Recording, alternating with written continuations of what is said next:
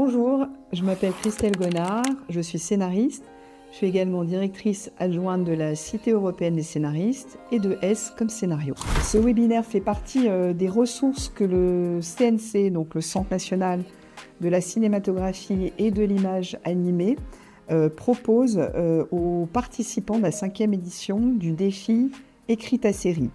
Alors, pour rappel, ce défi propose à des collégiens et à des lycéens de travailler à l'écriture d'une bible de série. Et cette année, la science est un thème proposé dans le cadre du défi, mais un thème optionnel. Donc pendant 30 minutes, on va évoquer la représentation du scientifique à l'écran, aussi bien au cinéma qu'en série. Il y aura un deuxième webinaire la semaine prochaine, mercredi prochain, où là, j'aborderai plutôt la science en elle-même à l'écran. Alors, en guise de sommaire, je vais évoquer les différentes représentations du scientifique à l'écran.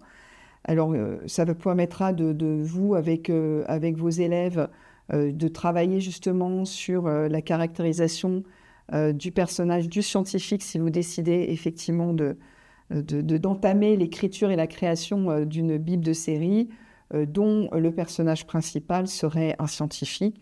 Il peut être aussi un personnage secondaire. Je ferai un focus sur la femme scientifique à l'écran. Alors, comme vous imaginez, elles sont peu nombreuses, mais il y en a quand même.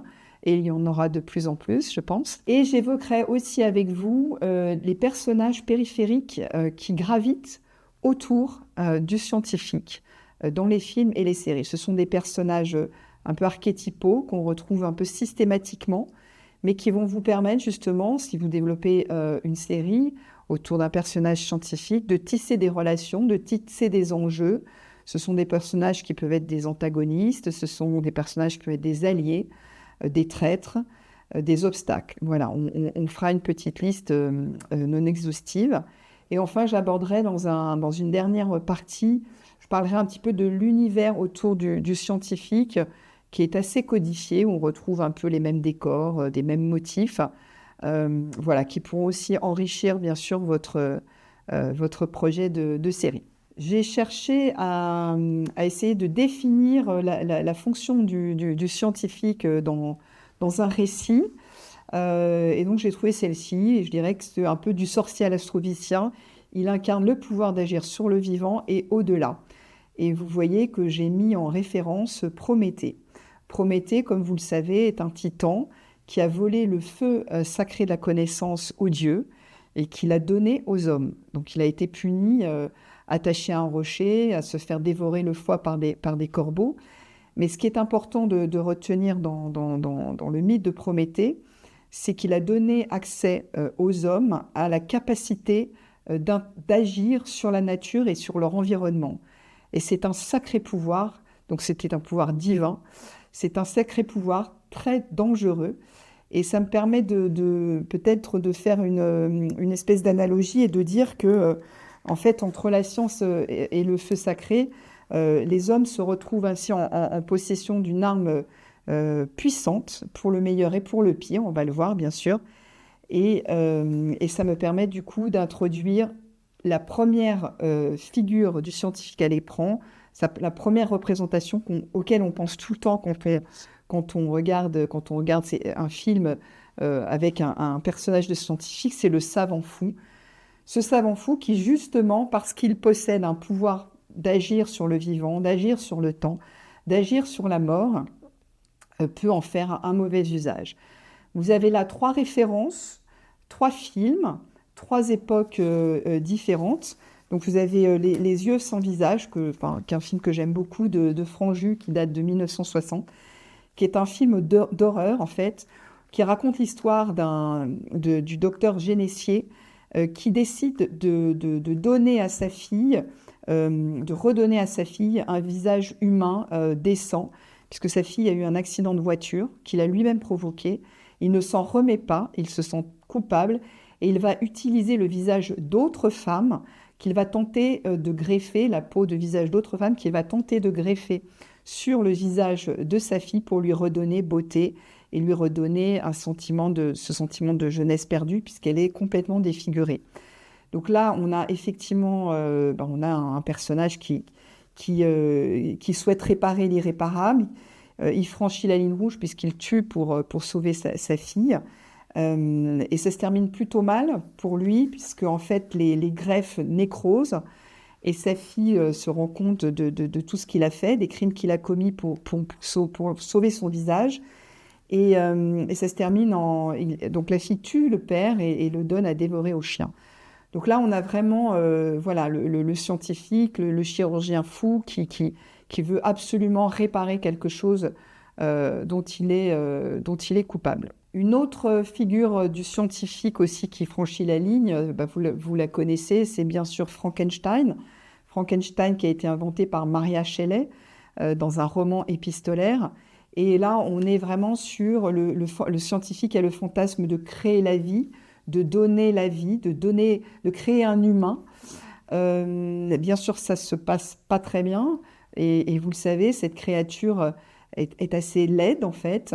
Et son créateur va avoir du mal à l'aimer, va avoir du mal à l'accepter. Donc là, on est sur la thématique de comment un scientifique va aimer un monstre en fait. Comment ce sentiment de paternité ne va pas se développer. Donc là, on est dans un lien scientifique et sa créature. Et en dessous les affiches, vous avez des petites phrases qui sont emblématiques qu'on entend, hein, bien sûr, des extraits qu'on entend dans le film qui sont devenus iconiques. Alors, je l'ai oublié, pour Les yeux sans visage, c'est parmi les espérances données à l'homme, la plus grande n'est-elle pas de retrouver sa jeunesse, donc un fantasme de pouvoir retrouver sa jeunesse. Et dans Frankenstein, bien sûr, c'est le fantasme de créer la vie. Et on entend cette phrase « It's alive, it's alive ». Je vous ai mis l'affiche du film de Guillermo del Toro qui est actuellement sur Netflix, qui a ceci d'assez joli, c'est qu'il revisite un petit peu le genre, enfin, en tous les cas, le mythe de la créature monstrueuse, en lui donnant un aspect assez doux. Elle n'est pas aussi monstrueuse que celle qu'on a pu voir dans les nombreuses adaptations du roman. Elle est très douce et elle cherche effectivement l'amour de son géniteur, de son père. Et troisième film pour incarner la folie du scientifique, le scientifique qui n'a pas peur de franchir les lignes rouges et l'impossible, c'est bien sûr Retour vers le futur, qui est un film iconique qui a eu 40 ans cette année, de Robert Zemeckis, où on suit évidemment les aventures du Doc Brown, qui veut absolument remonter le temps grâce à sa voiture qui est devenue mythique, hein, la DeLorean.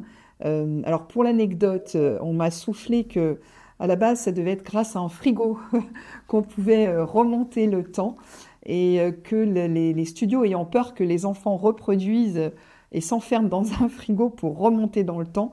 Donc, on est passé à la fameuse DeLorean qu'on connaît tous et que de nombreux petits garçons ont sur leur étagère.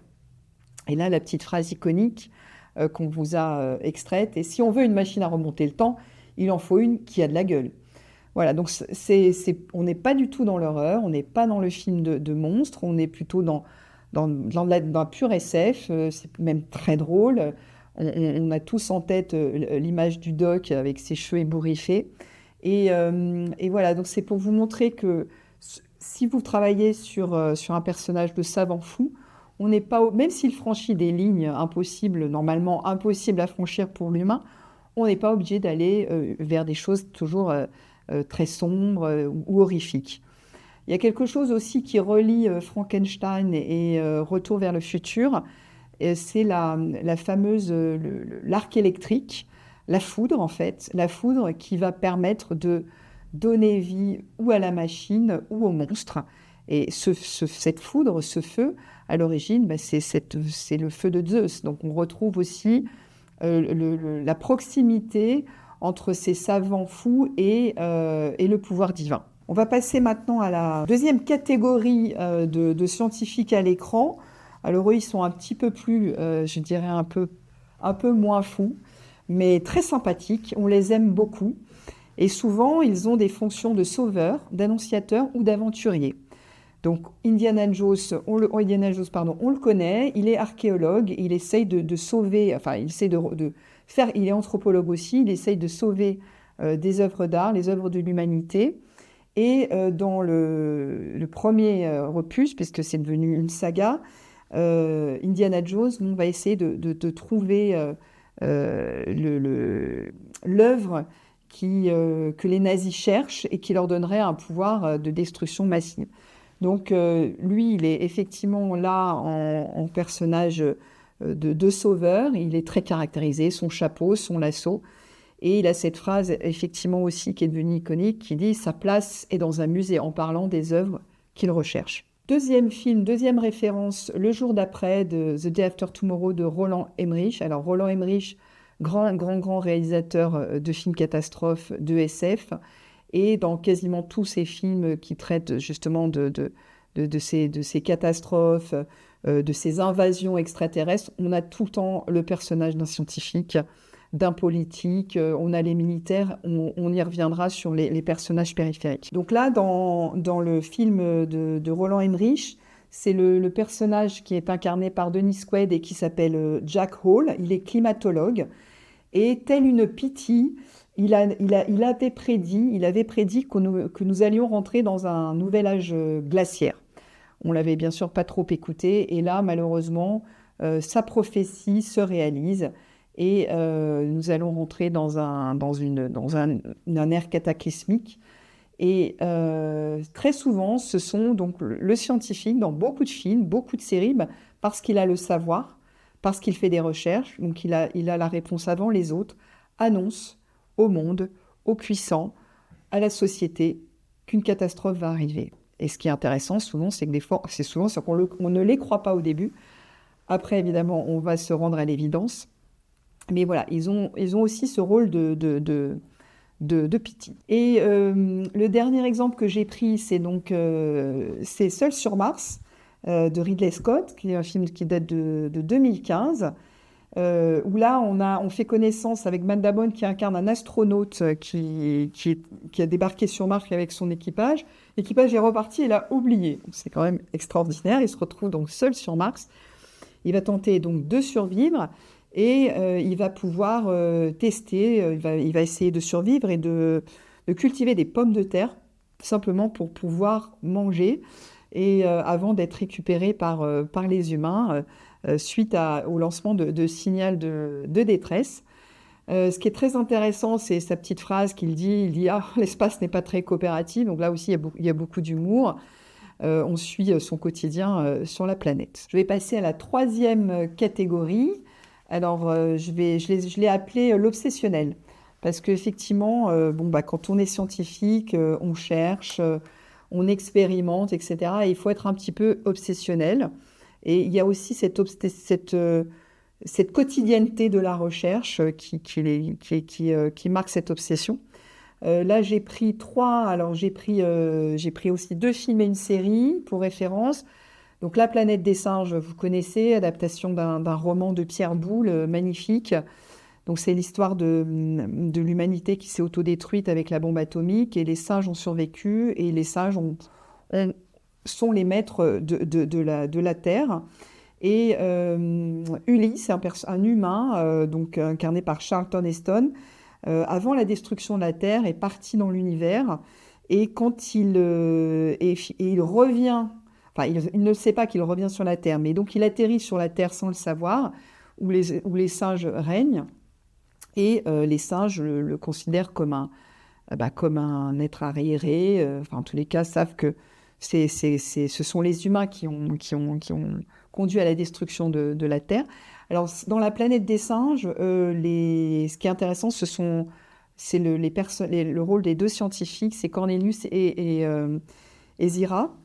Cornelius, il est de mémoire, je crois qu'il est archéologue. Voilà, il est archéologue.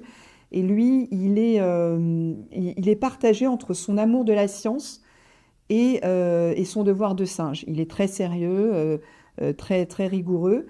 Là où Zira va se laisser séduire par Ulysse, donc Charlton Heston, un humain. Et les humains sont réduits à l'esclavage sur leur planète. Ça, ces deux scientifiques, enfin moi je trouve que c'est des personnages hyper attachants. et parce qu'ils sont aussi bienveillants, parce qu'ils essayent de rester dans leur couloir de recherche. Et pour résumer aussi enfin pas pour résumer, mais la petite phrase iconique qu'on a extrait de La planète des chats, c'est « Ils les ont fait sauter leurs bombes, ils les ont fait sauter ».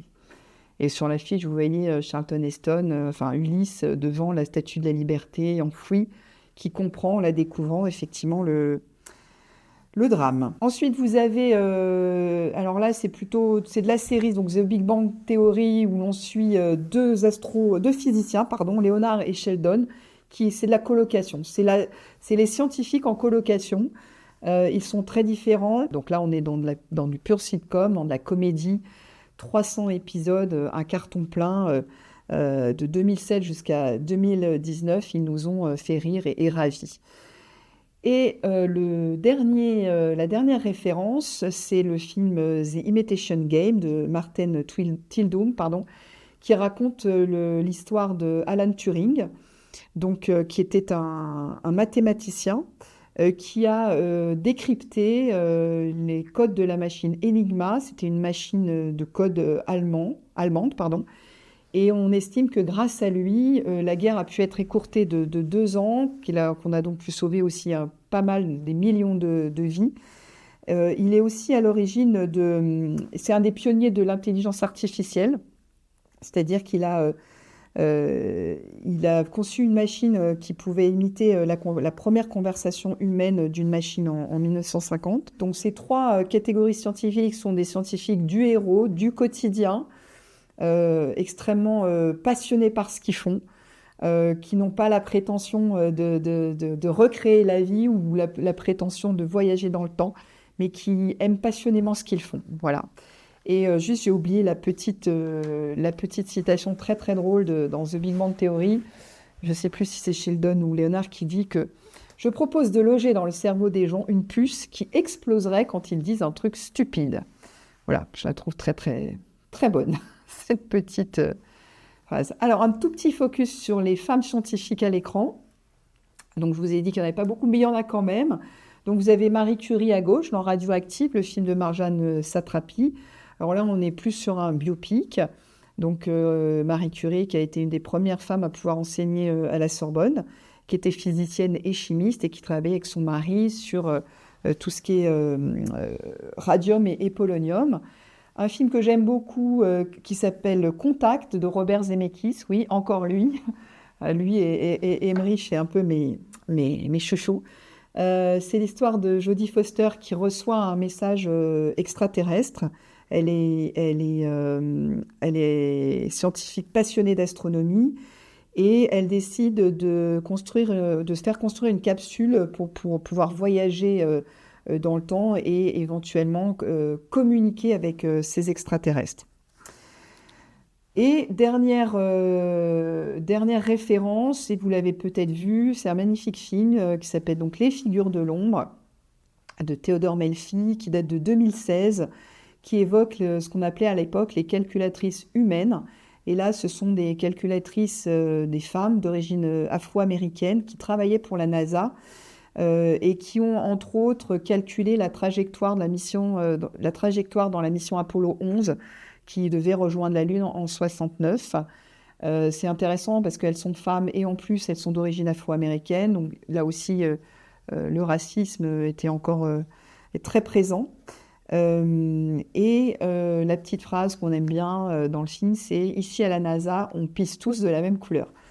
Donc là aussi, il y a de l'humour et il y a du caractère. Alors, on va passer maintenant à ce que j'appelle les personnages périphériques. C'est-à-dire, c'est les personnages qu'on retrouve souvent autour du scientifique. Donc, si vous construisez une série avec un personnage scientifique, ne les oubliez pas. Donc, comme je vous l'ai dit, ils peuvent être des alliés, ils peuvent être des antagonistes, ils peuvent être des traîtres, ils peuvent être des personnages qui tombent amoureux du scientifique. Donc, on a très souvent des représentants de l'ordre, de l'État, de puissances étrangères. On a les militaires, on a la police. On a aussi souvent des industriels et des mégalomanes qui ont beaucoup d'argent et qui ont envie de se prendre pour Dieu et de faire construire des choses incroyables. Et Je vous donnerai des exemples. On a également toujours la communauté scientifique autour de notre personnage de scientifique. Alors, elle peut être plutôt avec lui, mais elle peut être aussi contre lui. On a aussi famille et amis, pareil, souvent qui peuvent venir s'opposer à l'obsession du scientifique, à sa passion, à ses choix. Et puis, mes deux personnages préférés, c'est les monstres et les extraterrestres. Donc, les monstres, c'est évidemment les monstres qui sont souvent issus de ce jeu dangereux que les scientifiques jouent avec l'électricité, avec le nucléaire, avec la génétique. Et ça peut être aussi les extraterrestres dans ce qu'on appelle la science-fiction, où on imagine que dans l'univers, nous ne sommes pas tout seuls et qu'il y a d'autres créatures. Et ça intéresse énormément les scientifiques. Voilà, je vous ai donné des exemples de personnages périphériques. Dans Tchernobyl, la série, je ne sais pas si vous vous souvenez, il y a Gorbatchev donc, qui réunit toute son équipe pour savoir si oui ou non il faut faire appel aux puissances étrangères pour résoudre le problème de l'explosion du réacteur numéro 5 de la centrale de Tchernobyl. Vous avez évidemment John Hammond dans Jurassic Park. Alors là, il incarne effectivement un industriel très riche, mégalomane, qui a monté une société génétique INGE et qui a créé le parc et qui finance toutes ses recherches pour redonner vie aux dinosaures. Vous avez dans Dark Waters, c'est l'entreprise, c'est l'industrie DuPont qui pollue complètement, donc une industrie de chimie, la chimie qui pollue les sols. Et vous avez dans Les Dents de la Mer, alors là c'est intéressant parce que vous avez le maire du village qui ne veut pas fermer la plage alors qu'un grand requin rôde et manque de croquer les vacanciers. Vous avez Chef Brody, le shérif, qui essaye de comprendre, d'écouter avant de prendre des décisions et qui est aquaphobe, donc ça c'est assez chouette. Vous avez Quint. Alors Quint, lui, c'est un pêcheur, mais c'est intéressant, c'est un ancien soldat traumatisé par la guerre et qui va être en forte opposition avec le scientifique incarné par qui s'appelle Hopper et qui donc tous les trois se retrouvent, le shérif, le scientifique et le vieux loup de mer ancien militaire donc se retrouvent à partir à la chasse aux grands requins. Évidemment, ça crée beaucoup de conflits entre eux parce qu'ils n'ont pas la même culture, ils n'ont pas la même vision du monde et de ce que l'homme peut faire sur la nature. Autre personnage périphérique, par exemple, alors là aussi, la série Rick et Morty. Rick et Morty, une série d'animation. Donc là, c'est la science en famille. Le grand-père est scientifique complètement fou. Et il est avec il y a son petit-fils, il y a toute la famille autour de lui.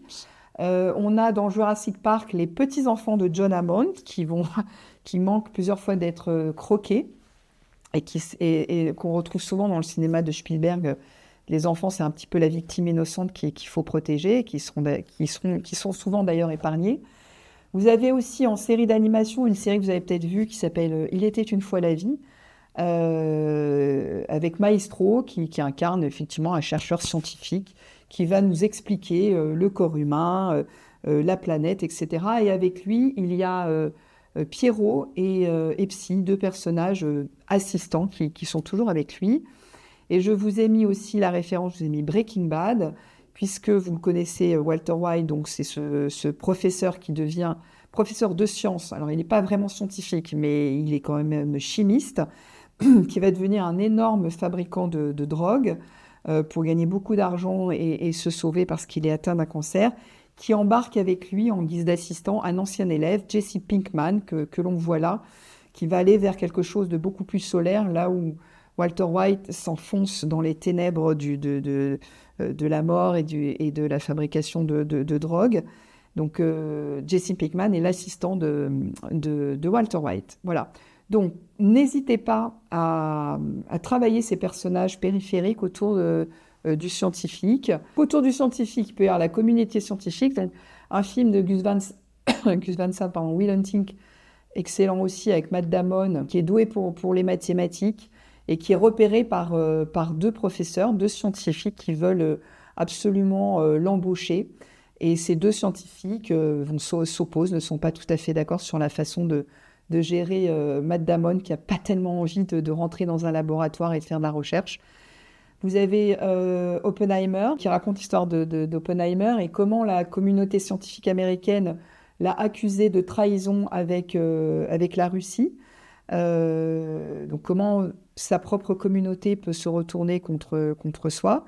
Et enfin, dans la catégorie monstres et extraterrestres, vous avez nos chouchous, évidemment, qu'on connaît tous. Vous avez Godzilla, qui est issu qui a été réveillé, créature sous-marine, qui a été réveillée par les essais nucléaires. Et en dessous, vous avez Alien, qui est un pur extraterrestre, qui n'est a priori pas la création d'un scientifique, mais qui va être un sacré antagoniste au commandant Ripley dans Alien. D'ailleurs, c'est intéressant, dans Alien, il va trouver un allié.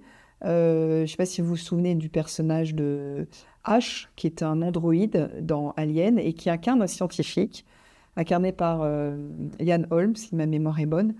Et donc, Ian Holm veut absolument qu'on ramène cet alien sur Terre pour l'examiner, sauf qu'en le ramenant, on fait rentrer la mort dans le vaisseau.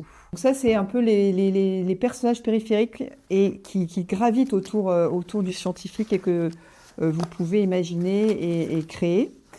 Et pour finir, alors, un tout bon film de science-fiction, d'horreur, qui met en scène un scientifique. On retrouve des motifs, on retrouve des décors, un peu toujours les mêmes.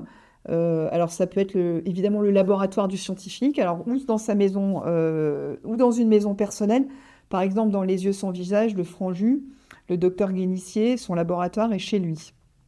Ou un laboratoire professionnel, on en a vu des mètres carrés dans énormément de séries, énormément de films. Des universités aussi, parce que c'est dans les universités qu'il y a des chercheurs, qu'il y a des scientifiques qui cherchent au quotidien, de manière obsessionnelle, la réponse à une équation, etc. Et puis après, on a tous ces décors un peu périphériques, des tunnels, des cages, où on va enfermer les singes ou les humains ou les monstres, des souterrains, où on va faire des essais un peu cachés. Et puis vous avez, alors au niveau de l'espace, bien sûr, la navette spatiale, et puis les planètes qu'on aurait pu, comme Mars par exemple, qu'on exporte. Sur Terre, on a des décors, des décors naturels. On passe aux décors naturels. Souvent, c'est des grottes, des forêts, ça peut être des cimetières. Je pense dans Frankenstein où on va chercher des morceaux de cadavres dans le cimetière. Des églises aussi, beaucoup. C'est intéressant l'église parce qu'on n'est jamais loin du divin. Évidemment, des animaux de laboratoire. Après, dans d'autres personnages, c'est pas d'autres personnages, c'est des motifs. On a souvent beaucoup d'animaux de laboratoire. Les souris, on a des singes, on peut avoir des animaux, voilà. Et puis la foule, l'électricité, ça je vous en ai parlé.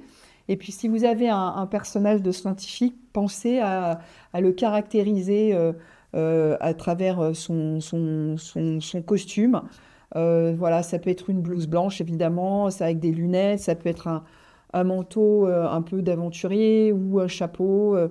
Ou le lasso d'Indiana Jones. Et donc, je termine ce webinaire. Ce que j'ai envie de vous dire, à bien retenir si vous construisez un personnage de scientifique dans le cadre d'une série, c'est définir ce qu'il cherche. Qu'est-ce qu'il cherche ? Est-ce qu'il a un hubris démesuré et il veut dépasser la raison, comme les premiers scientifiques que je vous ai montrés, là, les savants fous.